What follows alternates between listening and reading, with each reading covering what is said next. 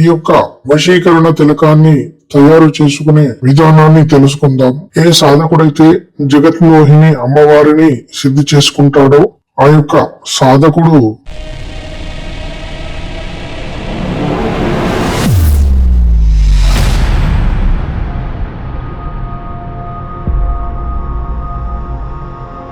దివ్య శక్తి సాధనలు ఛానల్ కు స్వాగతం. ఈ రోజున సాధకుల కోసం జగన్మోహిని వశీకరణ మంత్ర సాధన గురించి చెప్పబోతున్నాను. ఈ యొక్క జగన్మోహిని అమ్మవారు న్యాయపరమైన వశీకరణము మాత్రమే చేయడం జరుగుతుంది. ఉదాహరణకు భార్యాభర్తలకు కానీ, కుటుంబ సభ్యులకి కానీ, లేదా వ్యాపార భాగ్యస్వాములకు కానీ ఈ యొక్క మంత్ర విద్య పనిచేస్తుంది. అలాగే ఈ యొక్క జగన్మోహిని వశీకరణ మంత్రముతో వశీకరణ తిలకాన్ని కూడా సిద్ధం చేసుకోవచ్చు.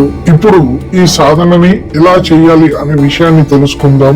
ఈ యొక్క జగన్మోహిని మంత్ర సాధన ఏదైనా సోమవారం రోజున కానీ, పంచమి రోజున కానీ, లేదా ఏదైనా పౌర్ణమి రోజున కానీ సాధన ప్రారంభించాలి. ఈ యొక్క సాధనలో సాధకుడు ఎర్రటి వస్త్రాలను ధారణ చేసి తూర్పు ముఖంగా కూర్చొని ఒక చెక్కపీటపై ఎర్రటి వస్త్రాన్ని పరిచి మోహిని దేవి అమ్మవారి యొక్క ఫోటోను మరియు ప్రాణ ప్రతిష్ఠ కలిగిన మోహిని దేవి యంత్రాన్ని స్థాపించాలి. ఆ తర్వాత అమ్మవారికి ఒక చునరి, డజన్ ఎర్రటి గాజులను మరియు గౌరీ సామాగ్రిని, అలాగే మల్లెపూల యొక్క అత్తరును అమ్మవారికి సమర్పించాలి. మోహిని దేవి అమ్మవారికి 5 రకాల మిఠాయిలను, ఒక స్వీట్ పాలను సమర్పించవలసిందిగా ఉంటుంది. ఆ తర్వాత మంత్ర సాధనను ప్రారంభించవలసిందిగా ఉంటుంది. ముందుగా గణపతి మంత్రాన్ని ఓం గం గణపతి నమః అనే మంత్రాన్ని ఒక మాల మంత్రజపం చేయవలసిందిగా ఉంటుంది. ఆ తర్వాత ఓం నమ శివాయ అనే మంత్రాన్ని ఒక మాల మంత్రజపం చేయవలసిందిగా ఉంటుంది. ఆ తర్వాత సాధకుడికి ఒకవేళ గురువు ఉన్నట్లయితే గురు మంత్రాన్ని ఒక మాల మంత్రజపం చేయవలసిందిగా ఉంటుంది. గురువు లేని వారు ఓం గురుభ్యం నమః అనే మంత్రాన్ని ఒక మాల మంత్రజపం చేయవలసిందిగా ఉంటుంది. మూల మంత్రము ఈ ప్రకారంగా ఉంది. ఓం హరిం హరిం హరిం హరిం జగన్మోహిని అముకం వశ్యం కురు స్వాహ.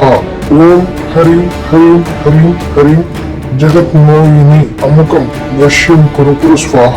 ఓం హరిం హరిం హరిం హరిం జగన్మోహిని అముకం వశ్యం కురు స్వాహ. ఈ యొక్క దివ్యమైన సిద్ధ మంత్రాన్ని 21,000 మంత్ర జపము చేయవలసిందిగా ఉంటుంది. ఏ సాధకుడైతే ఈ యొక్క మంత్రాన్ని 21,000 సార్లు మంత్ర జపం చేస్తాడో ఆ యొక్క సాధకుడికి ఈ యొక్క మంత్రము సిద్ధి కలుగుతుంది.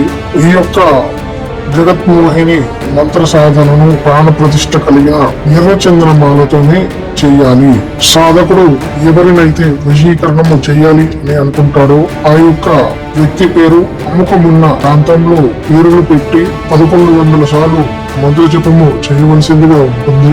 అలాగే వశీకరణము కావాల్సిన వ్యక్తికి ఏదైనా స్వీటులో ఈ యొక్క జగన్మోహిని మంత్రాన్ని 108 సార్లు అభిమంత్రాన్ని చేసి ఆ వ్యక్తికి తినిపించవలసిందిగా ఉంటుంది. ఇలా 3 నుంచి 5 సార్లు చేయవలసిందిగా ఉంటుంది. మీరు ఏ వ్యక్తి అయితే వశీకరణము చెయ్యాలి అని అనుకుంటారో ఆ యొక్క వ్యక్తి మీకు ఆకర్షితులై మీరు చెప్పిన మాట వినడం జరుగుతుంది.